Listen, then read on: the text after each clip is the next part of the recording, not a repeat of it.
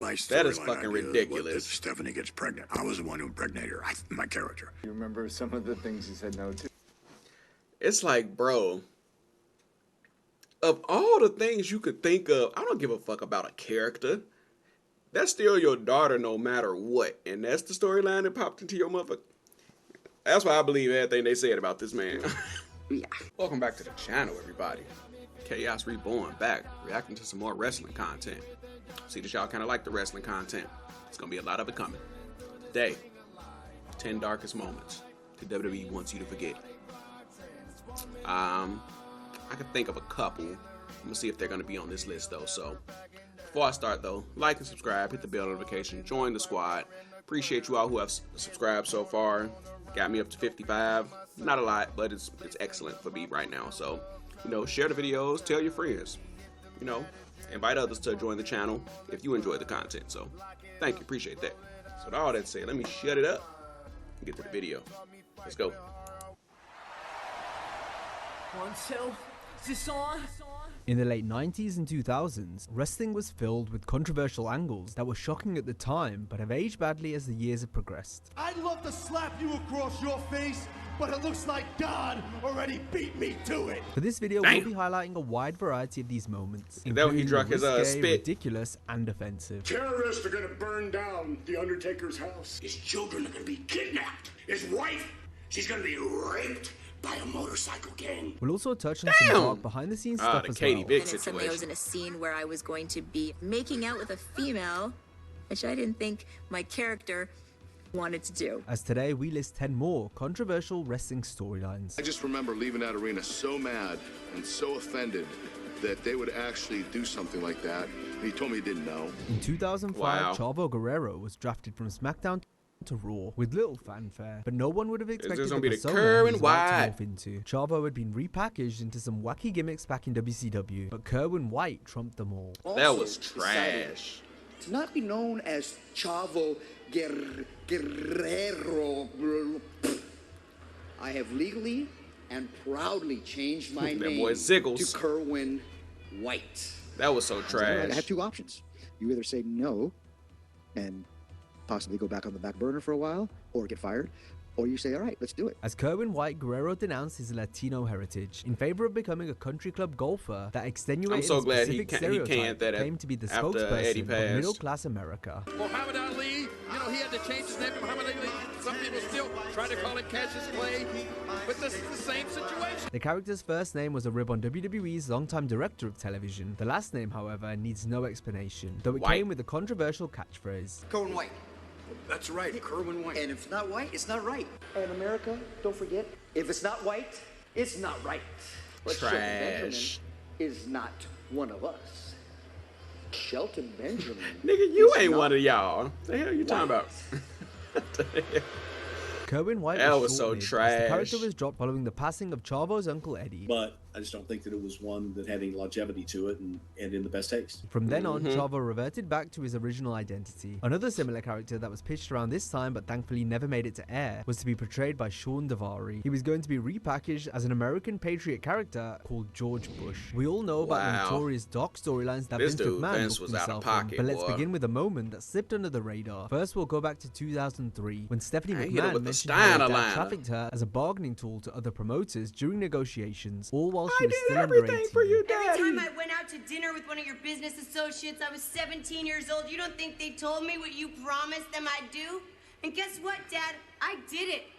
I did it for you, the things I did with them, and I'm ashamed of myself. I'm ashamed of myself that I'm just like you. The chairman infamously produced two separate segments where Eric Like your own daughter, you have these kind of storylines, and we know the craziest one. If they bring that up, if they don't bring it up, I'll say something. Bischoff forcibly made out with both Steph and Vince's wife Linda, who was the company's CEO at the time.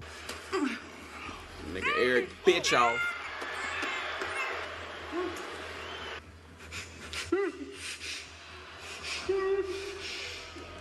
They was out of pocket back in the day, Bruce man. Pritchard and Eric revealed all the grim details in interviews with Sam Roberts and Inside the Ropes. Is it not funny to anybody else that, like, technically she's making out with her dad? While her dad is standing 4 feet away, by the way. How does Vince direct you? Get in there, pal. Get into those puppies. Look at them. Embrace it. And when you get those lips lock, I want to see. Can I be edited out of this segment? I feel you, and JP. you're going to kiss her with all of the passion you can find. Who's the better kisser? Linda, because she hadn't gotten any in a long time. Behind the scenes, Vince twice attempted to get a Stephanie McMahon Kiss My Ass Club storyline onto TV. On both occasions, Stephanie declined. Then there was the infamous pitch Vince suggested where he would be the father of Okay, they talked Steph's about it. baby. One of my That is storyline fucking ideas ridiculous. was that Stephanie gets pregnant. I was the one who impregnated her. My character. You remember some of the things he said no to? It's like, bro, of all the things you could think of, I don't give a fuck about a character. That's still your daughter no matter what. And that's the storyline that popped into your mother. That's why I believe everything they said about this man. Yeah, I'm not going to tell the one. After this was obviously That shut was down, wild. the chairman then pitched for son Shane to be the daddy to no avail. Then he came up with the idea for Shane to actually be It's the like, father why? of my brother. And I, again, just no, but it's not going to happen with us. I just can't do that. That's too much. After Shane returned in 2016, he mentioned in kayfabe how his dad used to physically discipline him when he was a child. This was edited out of all future broadcasts on the show in question, but just listen to Vince's comment. I have one last opportunity to have a fucking beating, okay? This is all the more dark when you consider the real vicious treatment Vince received from his stepfather, Leo Lupton, when McMahon was a kid. He used to beat me unmercifully, but I knew that if I lived through that beating, I won. Vince has also hinted at being violated by his mother when he was young. He alludes to his mother sexually assaulting him. He alludes to being molested. Family is just when he was all 6. messed up. Vince once scripted a segment where he suspended the late Ashley Massaro. This was the year after WWE had covered up Massaro being violated by someone posing as a US military doctor on a trip to Kuwait. At that time, didn't launch any sort of investigation because effectively the issue was covered up. She says that Vince McMahon knew about it and that WWE... Look, man, I get tribute to the troops. I understand the thing behind it. But when you hear about the things that go on in like the overseas tours or even just with their military personnel over there, I can understand why they was like, hey, we're not doing this anymore. I get it. It's fucked up, yeah. Like, man, I get it. functionally covered it up to protect the business. On Rene Dupree's Cafe de Rene podcast, Ashley's former boyfriend Paul London spoke about how Vince tried to proposition Massaro on countless occasions. She would be crying to me because Vince was propositioning her to fly on the jet with them. You know, he'd be knocking on her door and, you know, trying to get her to answer. Massaro said she rejected him, but from her point of view, Vince responded by writing stories whose sole purpose was to just embarrass her. Next, we have another storyline featuring other forms of behind-the-scenes depravity from McMahon. But first, let's set the scene on what was a risque had to go grab my water. Angle between Trish Stratus and Mickie James. Mickie debuted as a crazed fan who was also a wrestler seeking the affection of her hero. They had Trish. the best match at that WrestleMania. They had to. Mickie James. Why do I know that name? Mickie James? Yeah, I'm like your biggest fan. Mickie James? Doesn't look like Mickie James at all. You look like Trish Stratus. They began a tag team, but as time went on, we realized that James' attraction wasn't simply a platonic one. Can I have a towel, please? Wow, Trish. Nice boobs. Can you get out? Get out. Let's go kick some booty. Oh. What is just... Hey, Mickie. Wow.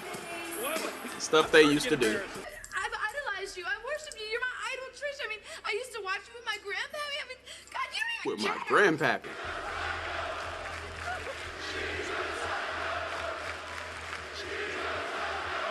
When Stratus rejected Mickey's advances, James dived deeper into insanity by going after Trish. This included a segment involving Trish's kayfabe boyfriend, where he also rejected Mickie, only for James to lie and act as if he touched her.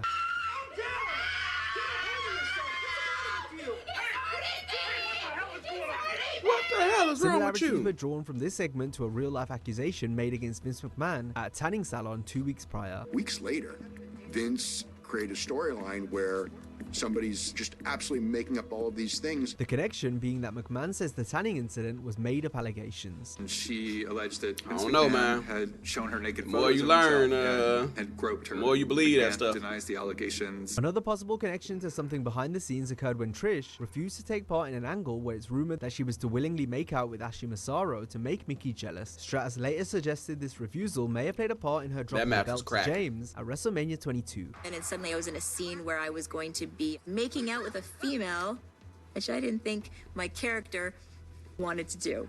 Was it a coincidence that I lost the championship the next week? Maybe I got punished. I'm not sure. Vince Russo produced some of the most risque wrestling content as he watched episodes of Jerry Springer for inspiration in creating crazy angles. Russo's style of Crash TV produced plenty of material just for shock value, when no one would get over as a result. One such example was when Mosh of the Headbangers became a Leave It to Beaver style character called Beaver Cleavage. The character was said to have been engaging in relations with a woman man? who called Russo his was mother, but was trash, actually man. his Russo was Does trash. Harry Beaver want some of mother's milk? We can't have a split beaver running around now, can we? When it comes to working on your knees, my mom is the expert. Bro, it was edgy. It was pushing the envelope. It was something that people could talk about around the water cooler. Wrestling fans are going to hate it. I know wrestling fans are going to hate it. That's not who I was writing for, bro. Here's why I can't say it wasn't. Who the fuck are you writing for in a wrestling promotion, if not for wrestling fans? That's why people call him a dumb fuck to this day. Fucking A mistake. idiot. I was not given the freedom to see it through. The Beaver gimmick Because it was dropped after stupid. Sable filed a harassment lawsuit against the WWF. Other sexual harassment thing came up with Vince, and so anything that was pushing the line, they squashed. I can't do this. Chaz, relax, Chaz. Chaz. A storyline then I began feel him when on that. Mosh, or Chaz as he was known, was alleged to have been violent towards his girlfriend. Oh, look at her eye. She's got a black eye. You don't think that Godfather, I think. What woman deserves to get beaten repeatedly? Keep him away from me. Nobody Though it deserves. later turned out to be a ruse. Russo did an even worse angle where Terry Runnels got pregnant, but no one was sure who the father was. Terry then was supposed to have lost her baby D-Lo. after falling down. She doesn't know. Look out. Hold on. Wait a minute. If that's what causes a miscarriage, look, I understand that a miscarriage can come from anything. Once again, this all turned out That to be a last ruse bump. per the storyline. Was Terry or was Terry ever pregnant at all? She has never been pregnant. You do know you. I examined her. Runnels had begged Russo not to go through with the angle, but the head writer was persistent and unfortunately it went ahead. Now, there are things I did that I thought were bad. Everything. That wasn't one of them. GTV was another Russo creation, but this one wasn't actually a bad premise. It allowed stories to be told via a spy camera instead of traditional skills where the camera is ignored by the wrestlers. Victoria. His girlfriend, JR. It sure as heck is. Sean Stasiak. You're busted. Though given the spying nature of it all, and since this was the Attitude Era, the execution of the idea saw GTV filming content that was mostly crude and salacious. It is an honor for you to sit there and shave my ass. Wow.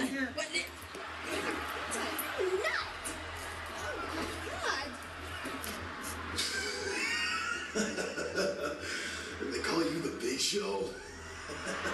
Russo wanted comedian had Tom some Green wild to be behind stuff, it all, boy. but Vince McMahon didn't know who he was. GTV continued Damn. for a while after Russo left WWF, but the culprit was never revealed. I love the way you back it up. That stuff is crazy, man. Oh, my God. Oh, sexual chocolate is mesmerized.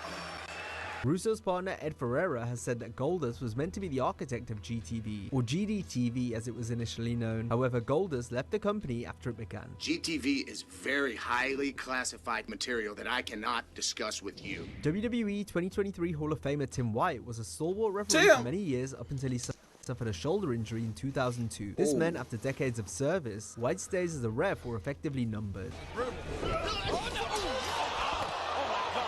Tim remained with the company for a while afterwards, working in a backstage role, but some of the only on-camera stuff he did after trading in the stripes was a bizarre series of skits on WWE.com beginning at the end of 2005. The first one when he aired was as trying part to of the commit Armageddon suicide or pay-per-view. something like Josh that. Matthews would try to interview Tim as White attempted to unalive himself in a new and more graphic way each week.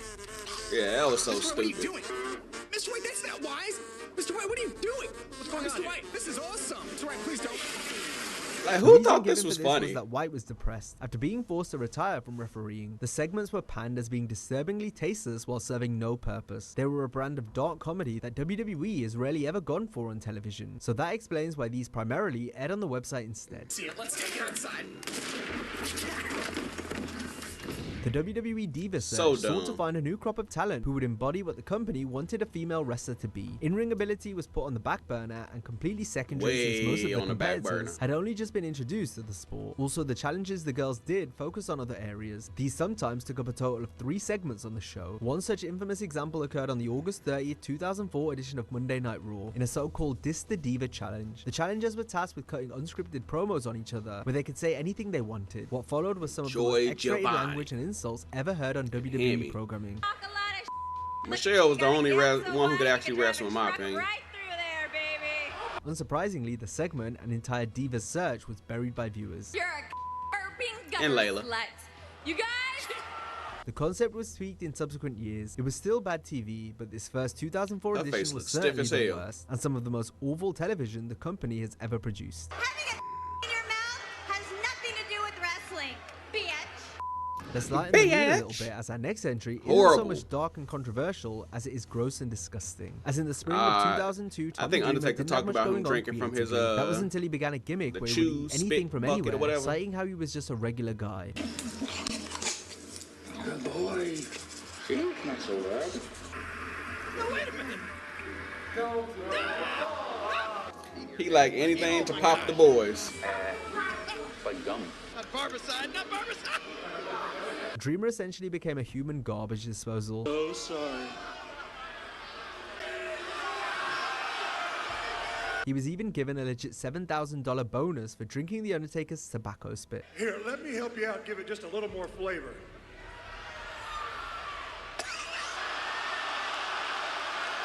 Tommy's hungry persona wasn't too much of a stretch from his real life self, as there's various stories of him eating large quantities of food in one go. That's nothing but vomit. I'm about to... Oh, good call. Like, During the segment where why? Kurt Angle doused the Alliance with milk, Dreamer could be seen eating cookies off the mat that had been stood on by other wrestlers. Yes, I remember it, and I also ate cookies off of, I believe it was Chuck Palumbo and Rhino's shoe also. These days, it's incredibly rare to see men getting physical with women in WWE. But back in the ruthless aggression era and attitude eras, the Wrestling opposite is a was true. weird ass place. In fact, it was pretty much commonplace since so many female stars took some big bumps courtesy of the guys. For this section, we'll cover some of the most brutal examples from the past. I just want to say one thing. There's one person that powerbomb was disgusting. The type of stuff that Like, he certainly did not wouldn't have to find do her modern like that. The most brutal Like, examples from the past. Edward, what were you thinking, bro? Like, you could have did a little. You don't even do the The type of guys stuff like that that, certainly G. wouldn't fly in modern times. And it's No quite one took shocking a to bump witness like when Mae compared to Young. today's standards.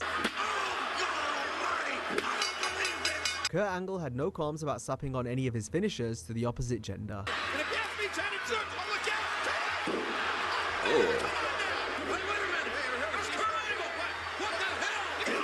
Mr. Mangles. May was a G, man. May was a G. Hey, Sherry, what she do? The same goes You not for a Big sexy Red Kurt Machine no more? Kane, who suffered a lot of relationship heartbreak throughout his career, which he got his revenge for. Damn.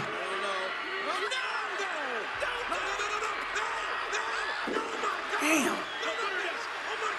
You know what though? It reminds me of Xavier Woods. He was talking about how he was training with Beth Phoenix, and he was like going soft on her and everything. And she looked at him like, "What are you doing?"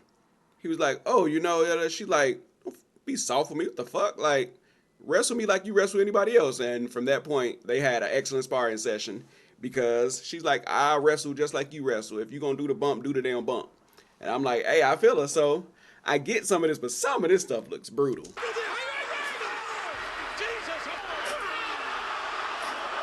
Whether he was known as Jamal or Umaga, the Samoan Bulldozer did Umaga. not discriminate when it came to those he destroyed. Armando, Alejandro, Estrada.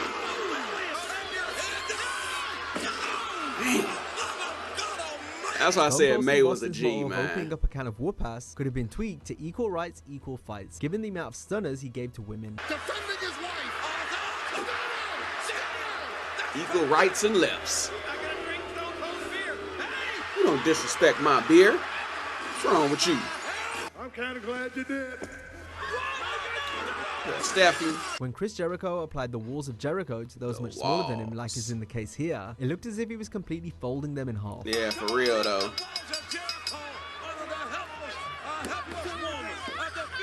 Man. Break the walls down! Break down the walls! The game Triple H was one of the most heinous characters of all time, as he brutalized anyone that stood in his path, even his own wife. Dang, G.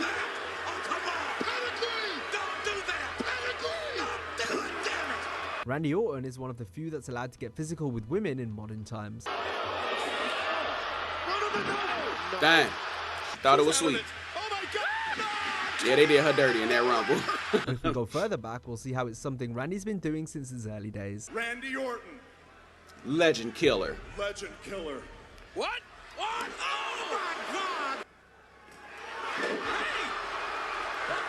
You don't care your own girlfriend. I remember that. I knew that's what they were gonna show. Had Triple H cuffed. Jeff Jarrett was fond of locking women in the figure four. These two women are old enough to be Jarrett's grandmothers. What the hell is he doing? Or whacking them with his signature Oh. guitar. Oh my God. And lastly, who could forget Bubba Ray Dudley putting women through tables with the help of his brother Devon? Hey, the Bubba one didn't off get the on being with stage the was ladies. nuts. He got his kicks by powerbombing them. Mae Young was like, motherfucker, you better do it.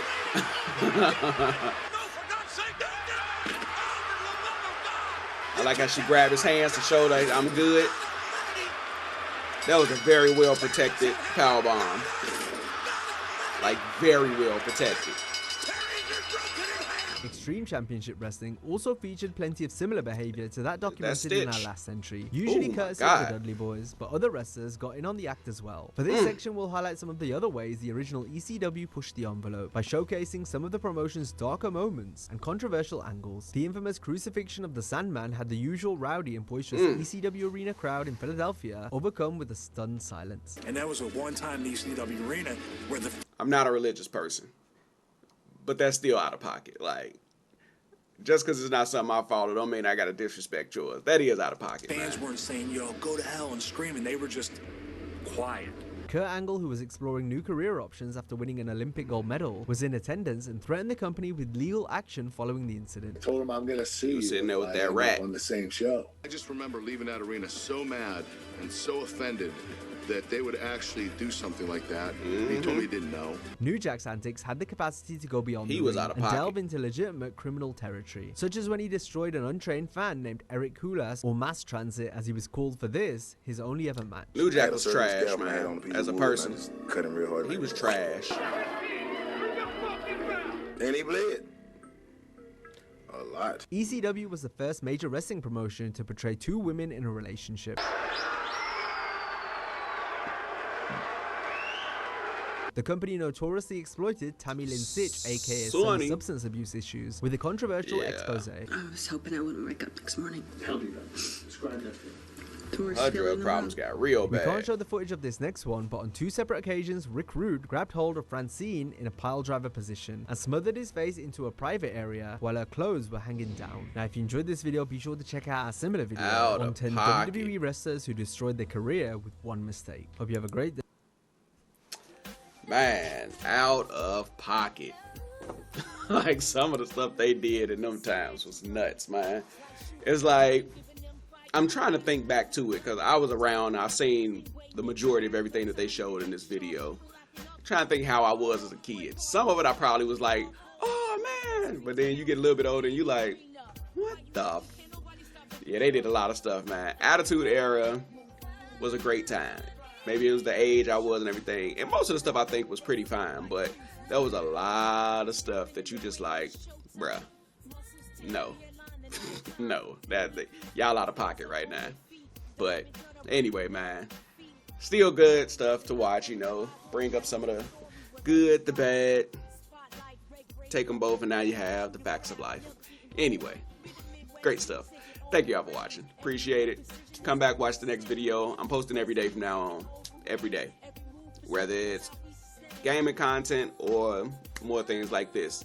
I'm gonna be doing some like quizzes and things that I search for online. I'm gonna find some of those to knock out some of those. I'm trying to get friends on the channel, but you know, it's rough.